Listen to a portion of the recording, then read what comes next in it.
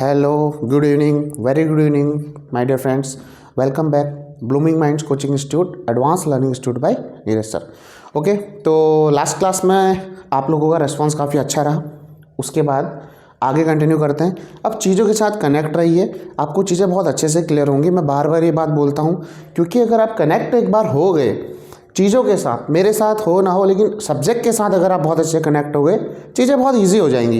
ये आप लोग खुद रियलाइज़ करेंगे जैसे जैसे पढ़ते जाएंगे। तो देखिए, सीक्वेंस से मैं इसीलिए स्टार्ट किया था सारी चीज़ें। तो आज देखते हैं डोमेस्टिक इलेक्ट्रिक सर्किट सीरीज और पैरेलल। डोमेस्टिक मतलब जो हमारे घरों में जो भी इलेक्ट्रिक सर्किट या जो हमारे घरों की वायरिंग है, ये कैसे है।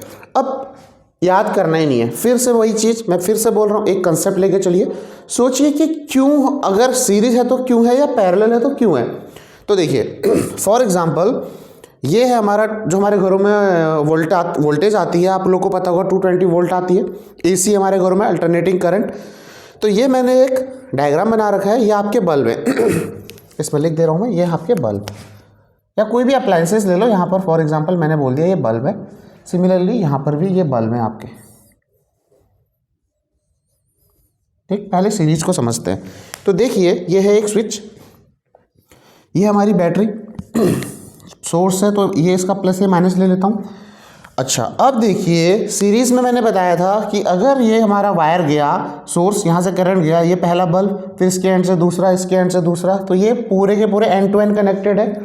मतलब ये कनेक्शन आपका है सीरीज। दोनों के ड्रॉबैक्स क्या हैं, एडवांटेज डिसएडवांटेज दोनों देखेंगे। यहाँ देखिए, ये आपका बैटरी का अगर प्लस है माइनस है, तो देखिए ये प्लस, ये इसका सारा ये प्लस है, ये प्लस पूरा प्लस गया। और यहाँ देखिए ये माइनस, ये माइनस, ये माइनस। मतलब जो आपके अप्लायंसेस लगे हुए हैं, सबका प्लस एक जगह है, सबका माइनस एक जगह। इसका मतलब ये आपका हो गया पैरेलल। तो सर्किट को पहचानना आना चाहिए सबसे पहले।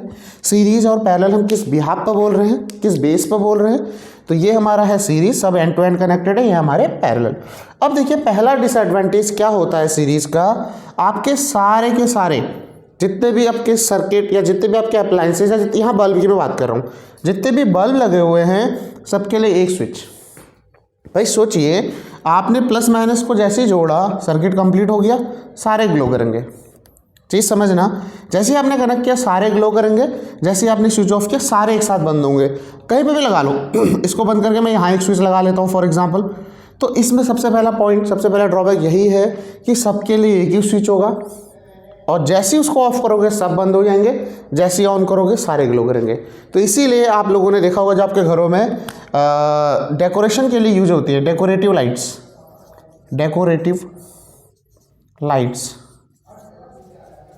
जितनी भी डेकोरेटिव लाइट्स होती हैं आपकी, इनमें आप लोगों ने देखा होगा एक ही स्विच होता है।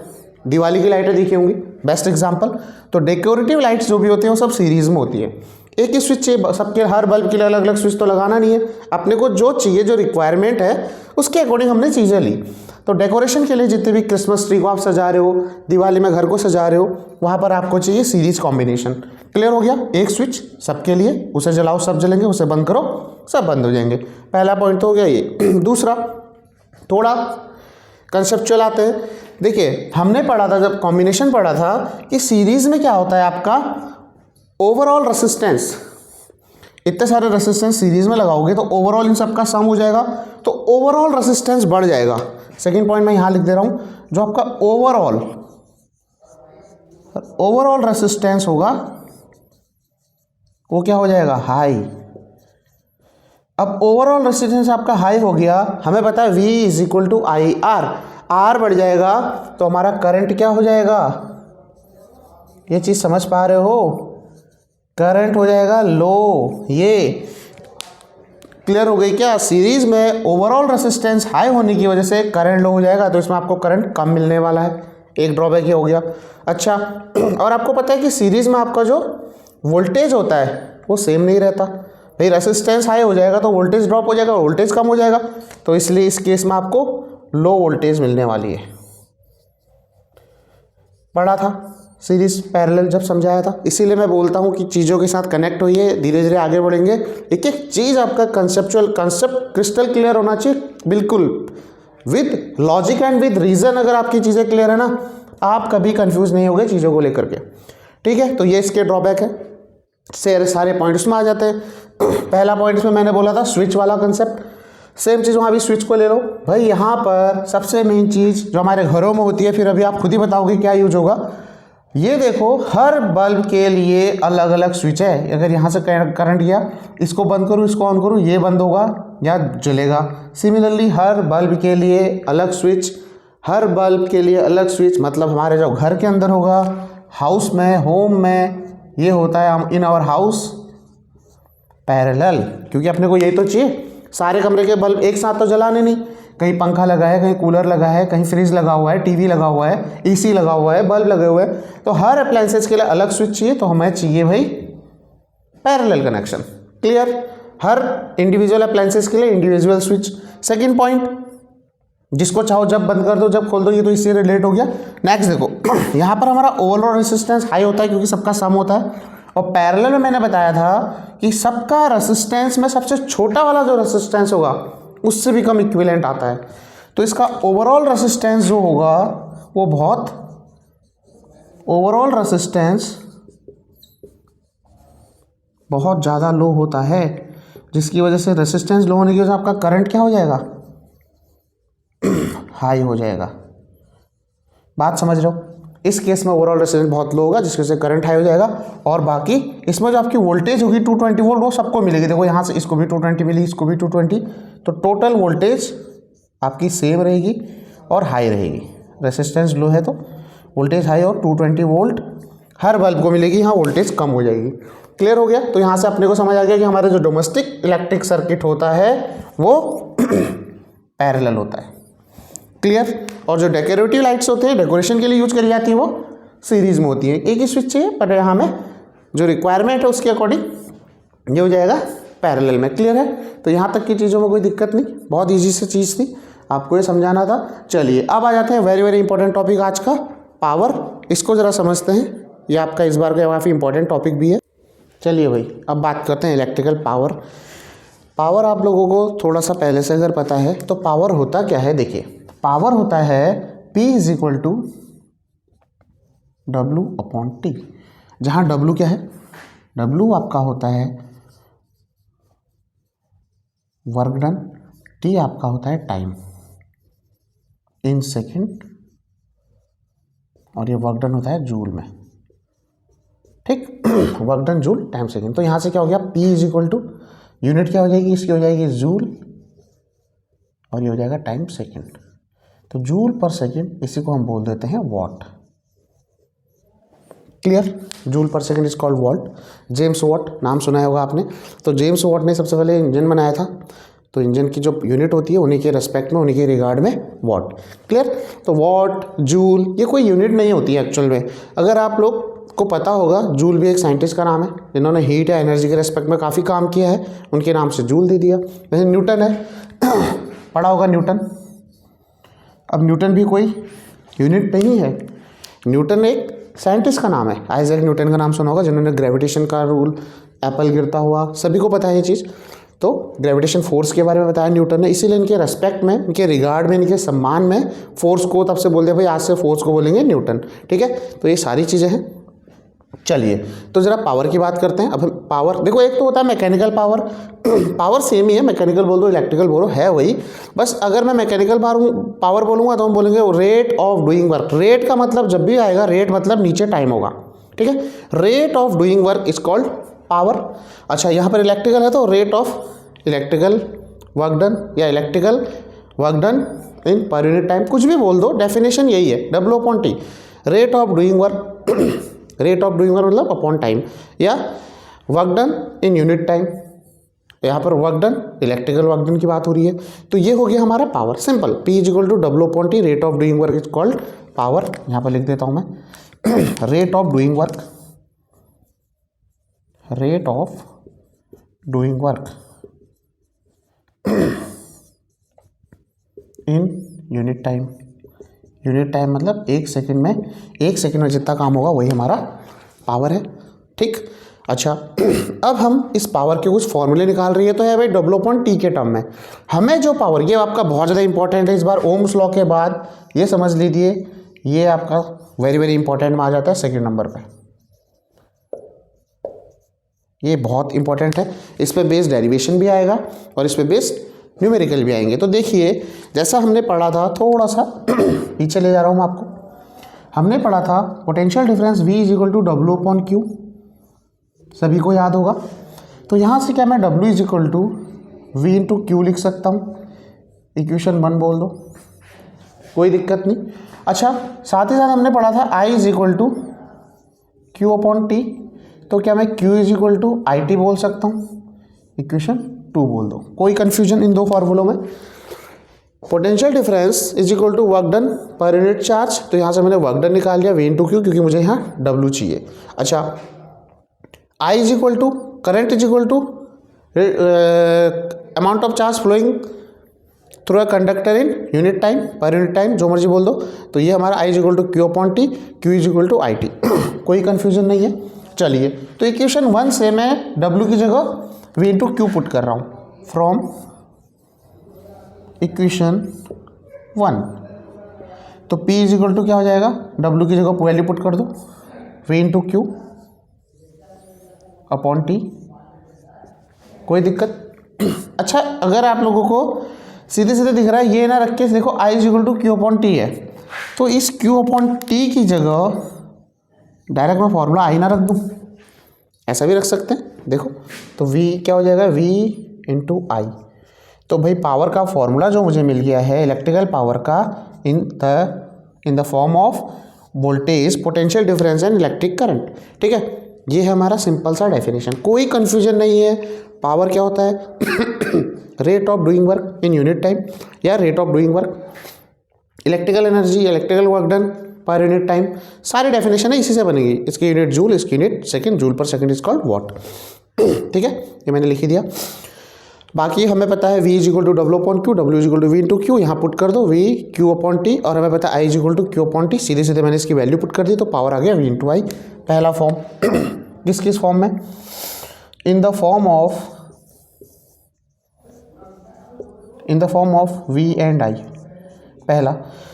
3 फॉर्मूले होंगे इसके, ठीक है, V और I। अब अकॉर्डिंग टू ओम्स लॉ, एक बार V की जगह IR रख दो, एक बार I की जगह क्या रख दोगे, फॉर्मूला क्या है Ohm's law, V is equal to, यहाँ लिख देता हूँ मैं इसको, V is equal to IR according to Ohm's law.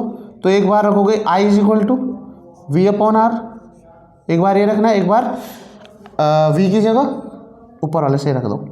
तो ये 2 वैल्यू आपको यहाँ पुट करनी है, तो दोनों फॉर्मूले भी आपको मिल जाएंगे। देखिए पहला क्या हो जाएगा, अगर मैं V की जगह IR रखूँ तो पहला क्या हो जाएगा, P is equal to IR, I into I square R, पहला फॉर्मूला ये हो गया सेकंड। तीसरा I की जगह V अपॉन R रख दो, तो पावर हो जाएगा I की जगह V upon R, V square upon R। तो ये तीनों के तीनों फॉर्मूले आपके बन गए पावर के, 1 2 3, बस सॉरी। तो ये हैं आपके पावर के तीनों फॉर्मूले, डेरिवेशन हमने देख लिया। ठीक, कोई कंफ्यूजन नहीं होना चाहिए इलेक्ट्रिकल पावर के रिस्पेक्ट में। पावर की यूनिट हो गई वॉट, ठीक, और ये तीनों इसके फॉर्मूले हो गए, कोई कंफ्यूजन नहीं। ठीक, और पावर की थोड़ी बिगर यूनिट की अगर मैं बात करूं तो वो होती है आपकी किलो वॉट। किलो देखते ही पता लग गया, 1 kilowatt is equal to 1000 watt. ठीक है, एक रिलेशन ये याद रखना है। दूसरा, आप लोगों ने सुना होगा घर में आपके मोटर वगैरह है, गाड़ियों का इंजन है, ये सब हॉर्स पावर में होता है। हर यूनिट को बोलते हैं इतना हॉर्स पावर, इतना हॉर्स पावर। तो ये हॉर्स पावर है क्या, क्योंकि हॉर्स पावर हम बोल रहे हैं पावर की यूनिट है भाई, मेरे घर के मोटर की पावर इतनी है। तो हॉर्स पावर और वॉट में क्या रिलेशन होता है ये याद रखना, ये बहुत इंपॉर्टेंट रिलेशन है एक। 1 horsepower is equal to 746 watt. ठीक, ये इंपॉर्टेंट, वेरी वेरी इंपॉर्टेंट। और 1 kilowatt is equal to 1000 watt, ये तो आपको याद ही हो जाएगा, किलो जहाँ पे आ जाएगा 1000 हो जाता है। तो ये रिलेशन है, इनको याद रखना। ठीक, चलिए अब आगे देखते हैं थोड़ा सा। पावर को देख लिया, चलिए भाई अब बात करते हैं commercial unit of electrical energy. Electrical energy की कॉमर्शियल यूनिट क्या होती है मतलब किस में बात करेंगे, एनर्जी इतना कंज्यूम कर लिया। आप लोगों ने अगर अपने घर का मीटर देखा होगा तो उसमें देखना KWH ये लिखा रहता है देखना यहाँ पर भी आपका मीटर लगा होगा घर पे, इलेक्ट्रिसिटी का जो बिल आता है kWh में रहता है। तो ये kWh है क्या? एक्चुअल में यही kWh हमारा कमर्शियल यूनिट है। मतलब इसमें बात होगी इलेक्ट्रिकल एनर्जी की, कितना कंज्यूम कर लिया भाई हमारे घर पे, कितने अप्लायंसेस थे, कितना यूज हो गया। ठीक है, तो ये आया कहाँ से? देखिए हमने पढ़ा था power is equal to W/T। Clear? Power की यूनिट वॉट, इसकी जूल और इसकी सेकेंड। क्लियर? यहाँ तक कोई दिक्कत नहीं। तो मैंने बोला था पावर क्या है? Electrical energy consume in per unit time, electrical energy पर यूनिट टाइम, यही हमारा पावर था। तो मुझे इस इलेक्ट्रिकल एनर्जी की वैल्यू चाहिए, मुझे चाहिए ये कितना होगा। तो एक तरफ मैं अगर W रखूँ इज इक्वल टू W, या मैं इसको E से दिखा दे रहा हूँ। ठीक है, इलेक्ट्रिकल एनर्जी है तो मैं कैपिटल E से दिखा दे रहा हूँ, कंफ्यूज मत होना, W और E एक ही चीज़ है। E इज इक्वल टू मैं P/T लिख दूँ क्या? कोई confusion? E is equal to P/T। अच्छा, पावर पावर की unit watt into time second, जब एनर्जी होगी जूल में। कोई कन्फ्यूजन? अगर मैंने E की जगह W की जगह E लिख दिया, वर्क डन भी एनर्जी है और ये इलेक्ट्रिकल एनर्जी ले रहा है तो इसलिए मैंने कैपिटल E ले लिया। तो E is equal to P/T watt into second. अगर मैं इसको किलो जूल कर दूं, अगर मैं इसको किलो कर दूं, सब जगह मैं किलो से इंटू कर रहा हूँ, ये किलो जूल हो जाएगा, ये किलो वॉट हो जाएगा, ये सेकेंड का क्या हो जाएगा? R हो जाएगा। क्या ये R हो जाएगा? तो क्या हो गया है? किलोवाट। पावर मेरा क्या हो जाएगा? Kilojoule. तो 1 kilojoule is equal to 1 kilojoule is equal to 1 kilowatt hour. कोई कंफ्यूजन इस रिलेशन में? किसी को कोई कंफ्यूजन? तो इसीलिए एक्चुअल में किलो जूल ही मेरा किलोवाट आर है। कोई कंफ्यूजन? इलेक्ट्रिकल एनर्जी की unit P/T, joule watt second, मैंने क्या कर दिया? किलो से इंटू। तो kilojoule is equal to 1 kilowatt hour. तो यही kWh जो किलो जूल है हमारी कमर्शियल यूनिट है, ये kWh। इसका मतलब समझ आ गया? इसका मतलब क्या है? 1 किलो वॉट इंटू 1 आर। तो 1 किलो वाट मतलब 1000 वाट इंटू 1 आर मतलब 60 इंटू 60 सेकेंड। ठीक, इसकी वैल्यू बता रहा हूँ मैं तुम्हें। तो 1000 60 इंटू 60, तो ये तो 1000 ऐसे ही रहेगा, इंटू 6 6 36, 2 0 आ गए, इंटू ये क्या है? Watt second. तो वॉट इंटू सेकेंड क्या होता है? वॉट इंटू सेकेंड, यहाँ से देखो ये वॉट है, सेकेंड, वॉट इंटू सेकेंड ही तो जूल होता है, what into second he joule. तो ये तो हो जाएगा जूल, और ये 36 के पीछे कितने जीरो? 3 4 5 जूल, क्योंकि देखो वॉट इंटू सेकेंड ये तो जूल है, तो इतना जूल। तो ये कितना हो जाएगा मेरा? 3.6 इंटू 10⁶ जूल। इस फॉर्म में आपको वैल्यू गिवन रहेगी। तो ये भी काफ़ी इंपॉर्टेंट डेटा है आपका जो मैंने अभी लिखा। ठीक है, तो कमर्शियल यूनिट है क्या? Kilowatt hour. आया कहाँ से? Power is equal to electrical energy consume in per unit time. तो मैंने इलेक्ट्रिकल एनर्जी को ई से दिखा दिया, is equal to P/T, value निकाल दी 1 किलो जूल 1 किलोवाट आवर है। और यहाँ से हमने देखा 1 किलोवाट आवर होता कितना है? 1 किलोवाट इंटू 1 आवर, वही आएगा। वैल्यू पुट कर दी, तो फाइनल जो आउटपुट आया है ये आपको याद रखना है एक तो, कि 1 kWh होता कितना है। ठीक, ये वैल्यू याद रखना, 1 kWh is equal to 3.6 into 10⁶ joule. Clear? तो यहाँ तक कोई कन्फ्यूजन नहीं। चलिए अब छोटा सा एक कंसेप्ट आपको बता रहा हूँ मैं। मान लीजिए ये एक बल्ब है, एक बल्ब ये है, एक बल्ब ये है। ठीक है, चीज समझ गए? इसका रेसिस्टेंस फॉर एग्जांपल, या मुझे ये बताओ इसका रेसिस्टेंस है छोड़ो, इसका पावर है, इस बल्ब जो तुमने घर में देखा होगा, आपके घर में जो बल्ब लगे रहते हैं उनमें पावर लिखा रहता है, मान लो ये 60 वाट है और इसमें लिखा हुआ है 100 वाट। तो मुझे ये बताओ किसका रेसिस्टेंस ज़्यादा होगा? चीज़ क्लियर हो रही क्या? इसका पावर है 60 वाट, इसका पावर है 100 वाट, रेसिस्टेंस किसका ज़्यादा होगा? क्वेश्चन क्लियर हो गया? किसका रेसिस्टेंस ज़्यादा होगा इन दोनों में से? घर में लगे हुए दो बल्ब, एक 60 वाट का, एक 100 वाट का। किसका रेसिस्टेंस ज़्यादा होगा भाई? कोई आइडिया इसका है? इसका चलिए फिर थोड़ा सा बात करते हैं। मैंने बताया था कि पावर इज इक्वल टू होता है v²/r। ये फॉर्मूला सबको याद हो जाएगा क्या? पावर इज इक्वल टू v²/r। तो हमारे घरों में जो वोल्टेज है वो तो फिक्स है 220 वोल्ट। तो पावर क्या है, यहाँ से मैं क्या बोल सकता हूँ? Power inversely proportional to resistance. बात समझ में आ गई? ये सारे कंसेप्ट माइंड में रखना भाई, आपको हेल्प करेंगे आपके क्वेश्चंस में। आगे अगर कभी कॉम्पिटिटिव एग्जाम की तैयारी करोगे वहाँ भी हेल्प करने वाले हैं। तो पावर क्या है? रेसिस्टेंस का इन्वर्सली, मतलब जिसका रेसिस्टेंस ज़्यादा होगा उसका पावर कम होगा, जिसका रेसिस्टेंस कम होगा उसका पावर ज़्यादा होगा।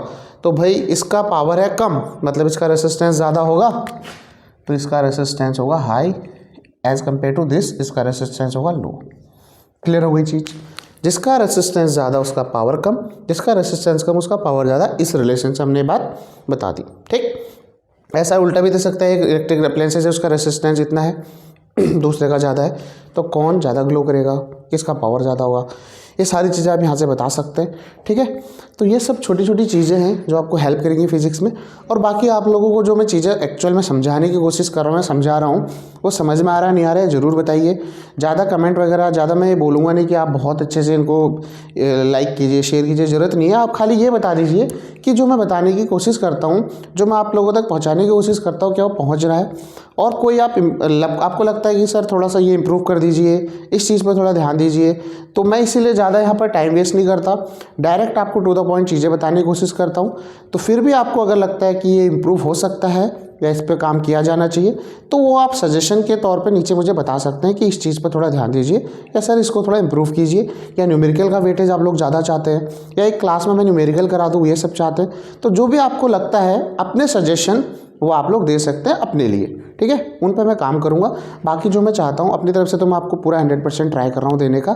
फिर भी कुछ आपको लगे इम्प्रूव करना चाहिए कि ये कर दीजिए या इसको इम्प्रूव कीजिए या सर ये भी ऐड कर दीजिए, वो आप बता सकते हैं। ठीक है, तो आप ही लोगों के लिए क्लास है। Okay, thank you very much. मिलते हैं फिर नेक्स्ट क्लास में।